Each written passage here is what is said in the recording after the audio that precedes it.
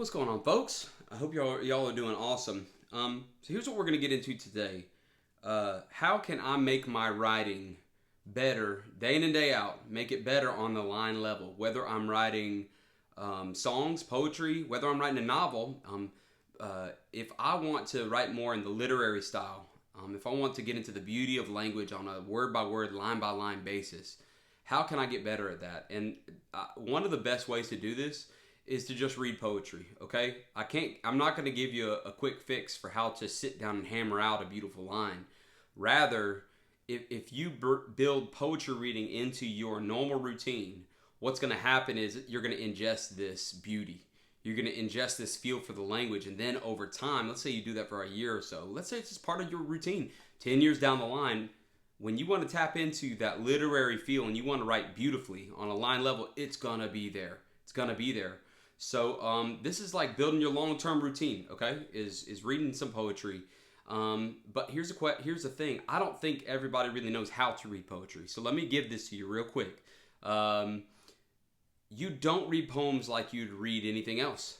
You read poems, they're artistic and they're beautiful and they're meant to be read out loud and to be read a few times in a row and for you to sit there and really ponder them, okay? Don't fall into the trap. I've fallen into this trap thinking, oh, I'll just read 10 poems a night and I'll just get so good at it.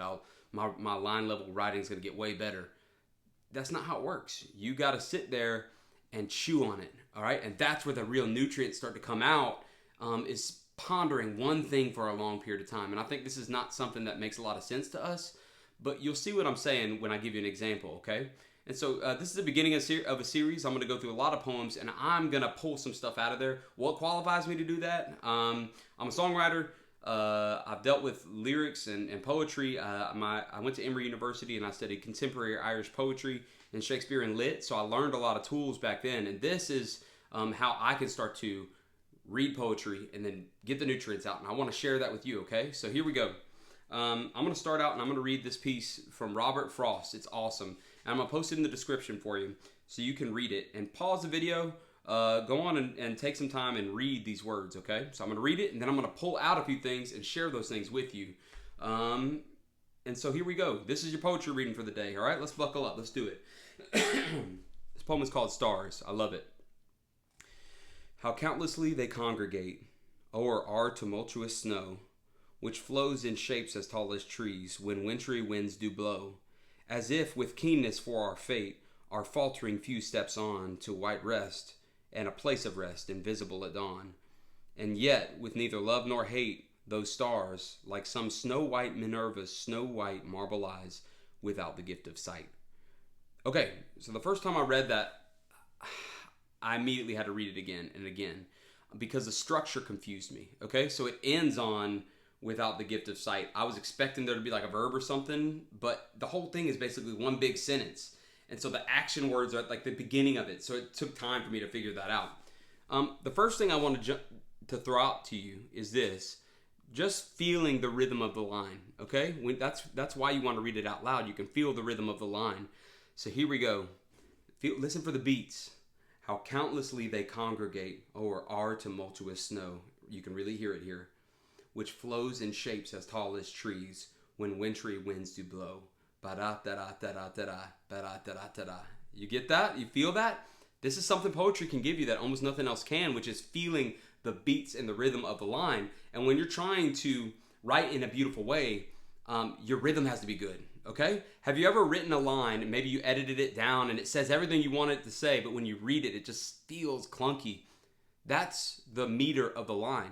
Different words have stress in different places, right? And if you build your ability to feel those stresses, it'll get into your writing. You'll naturally make the pulses fall in a better place. I'm not saying you have to write in verse, right? I'm not saying you have to follow a specific pattern like da-da-da-da-da-da-da. It's not Shakespeare, okay? But if you can feel that, you're going to create some like beautiful jazz when you're writing, okay? So that's number one. Number two is you don't have to understand the entire thing and know exactly what it's about and get it and check it and move it on. I don't know 100% what this is about, but let me show you some things that I can learn from it and that I can pull from it. One is the feel, like the rhythm of the line. That's dope.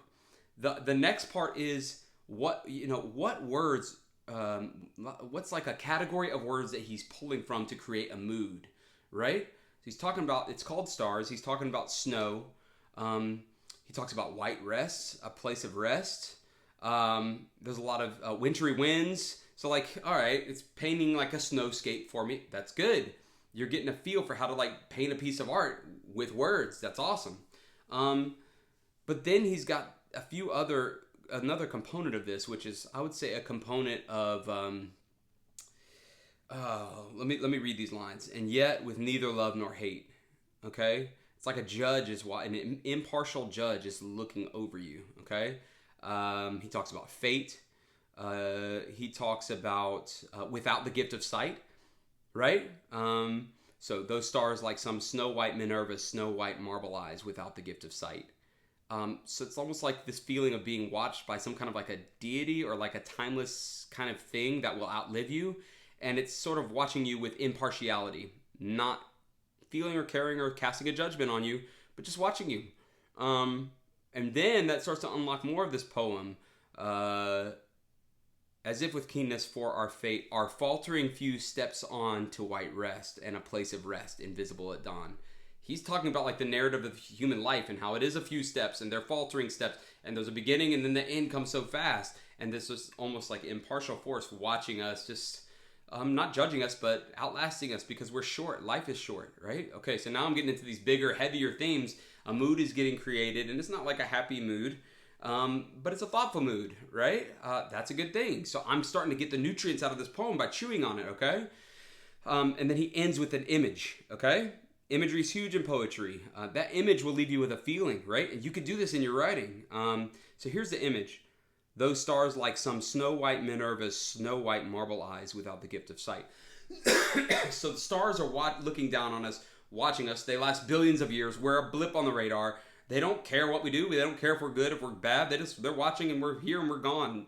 You know, it is what it is. We're finite. So I'm feeling all that. I had to look up the term Minerva. What the heck is Minerva? It sounds like a Greek god or something. And I was close. It's like a Roman god that's kind of like Athena. It's like the goddess of wisdom or something like that. Okay, so there's this snow white Minerva's snow white marble eyes. So this is a picture of a statue. And she is impartially watching us, and the statues last like thousands of years, right? So there's like a statue almost like in a museum, and she's white, snow white with marble eyes, so her eyes aren't seeing, so they're not like judging you, and she lasts essentially forever, and she's watching us, but she's dead. You know, she's just like a remnant of a society that no longer lives or lasts any longer, and that's the image he ends on. And it's such an interesting image of this impartial watcher watching all the things that go on the earth, but it's kind of got this feeling to it because she's dead. She represents this thing that's gone, totally been forgotten, and yet she lives on with these unseeing marble eyes. Like, what an interesting image that helps me to understand what the poem's sort of about. That helps me to understand the feel of it. So look for imagery as well, and in this poem, it's there. And the final thing that I'll leave you with is this like thought, like, you know, the silence when it's just snowed and you step outside and everything is just muffled because you've got this the sheet over the entire world, and it's just silent and impartial and to white rest. You feel that silence? To white rest and a place of rest invisible at dawn. The sound and the feel of snow blanketing everything, kind of, that image is conjured and that feeling is conjured in my head, and it's almost a little unsettling, like how quiet it is, and how it completely changes the landscape in a day. So again, another really cool image. So again, I don't know 100% what this poem's about.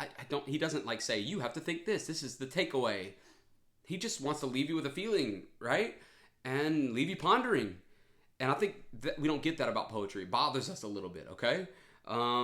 But that's some of the beauty of it. And now, just in these few minutes, I've been chewing on this, and a lot of that beauty is starting to get into my soul, and hopefully it's going to get into my writing. And if I do this every day, a little bit, just one poem a day, it's going to make me a whole lot better. So hopefully this is helpful to you. I'm going to do more of these, and I'm going to keep them within 10 minutes. And so, let me know what you think in the comment section. And hey, read a poem today.